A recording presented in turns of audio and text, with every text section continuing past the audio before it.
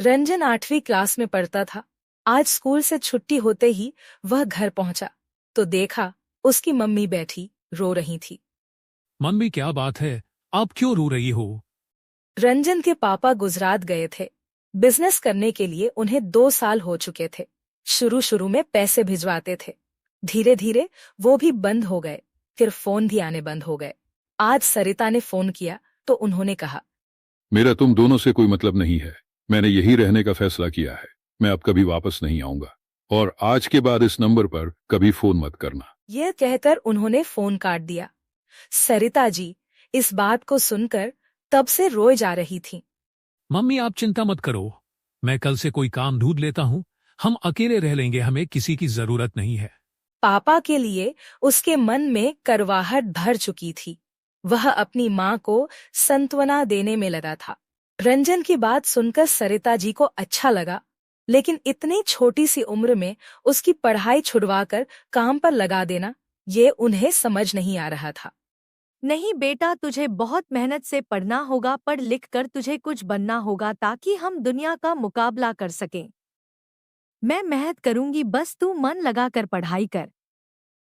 Mummy पढ़ाई से जरूरी घर का खर्च चलाना है। आप क्या करूंगी? कभी घर से बाहर आप निकली नहीं।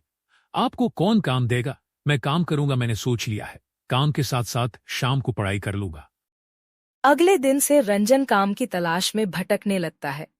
कई दिन भटकने के बाद भी उसे कोई काम नहीं मिलता।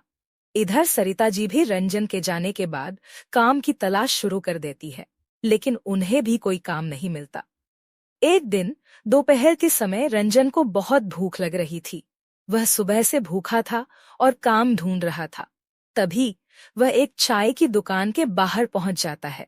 भैया मुझे चाय दे सकते हो, लेकिन मेरे पास पैसे नहीं है। बहुत भूख लगी है। मैं शाम तक आपकी दुकान पर काम कर दूंगा। भूख लगी है तो चाय क्यों पीना चाहता है? खाने के पैसे नहीं है, चाय से भूख मर जाएगी। दुकानदार उसे चाय और साथ में पौव खाने को देता है। रंजन खाने के बाद दुकानदार के पास पहुंचता है।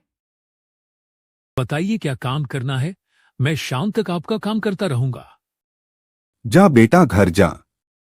हम छोटे बच्चों से काम नहीं करवाते, किसी ने देख लिया तो पुलिस हमें पकड़ लेगी।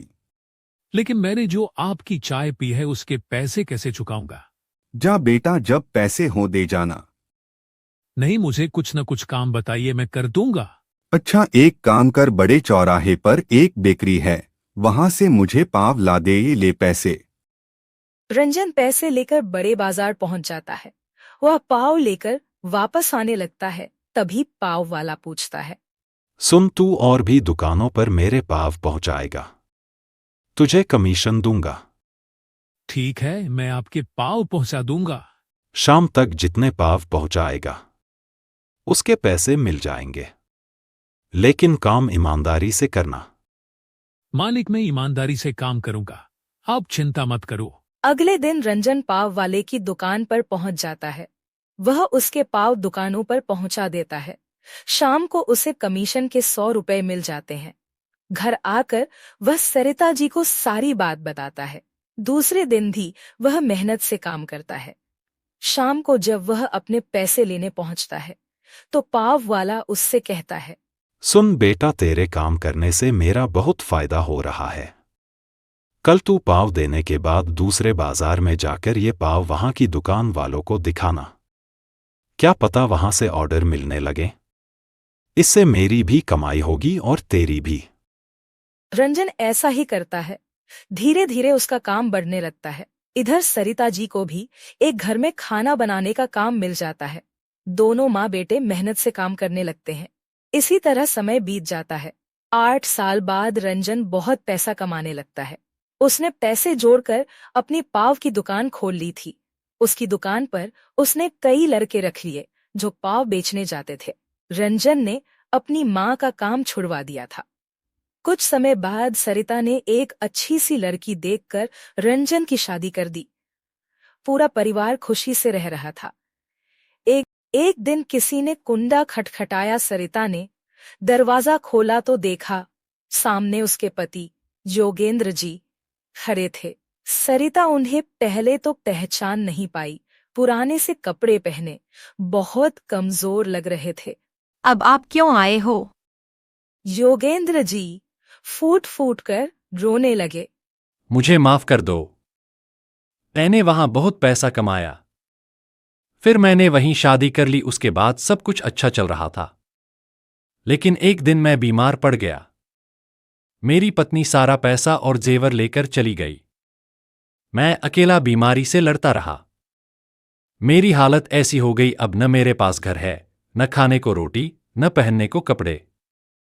मैंने तुम लोगों के साथ बहुत बुरा किया, लेकिन अब मैं कहां जाऊं, मुझे कुछ समझ नहीं आ रहा था, इसलिए मैं यहां चला आया।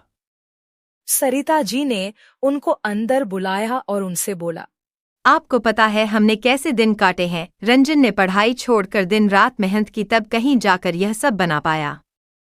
मैं तो आपको माफ भी कर दूं, लेकिन वह कभी आपको माफ नहीं करेगा। शाम को रंजन आया तो उसे सारी बात का पता लगा। माँ, इनसे कहूँ यहां से चले जाए, मुझे इनसे कोई मतलब नहीं है। सरिता जी बैठी रो रही थी। उन्हें रोता देख रंजन ने कहा, मम्मी, मैं आपको रोते नहीं देख सकता। ये बाहर वाले कमरे में रह सकते हैं, लेकिन हम लोगों से कोई मतलब नहीं होगा। आप इनका खाना वहीं पहुंचा देना। योगेंद्र जी को बाहर के कमरे में ठहरा दिया जाता है, लेकिन घर का कोई सदस्य उनसे बात नहीं करता था। सरिता उन्हें खाना दे आती थी। योगेंद्र जी अपने किए पर पछता रहे थे। इधर रंजन ने उनसे सब रिश्ते तोड़ दिए थे। सरिता जी चाहकर भी अपने पति की मदद नहीं कर सकती थी, क्योंकि उन्हें अपने बेटे के कष्ट नजर आते थे। एक दिन योगेंद्र जी रात को सोए तो सुबह उठे नहीं। घर में मातम छा गया। रंजन ने अपने पिता को आखिरी विदाई दी, लेकिन उनके जाने का दुख केवल सरिता को था।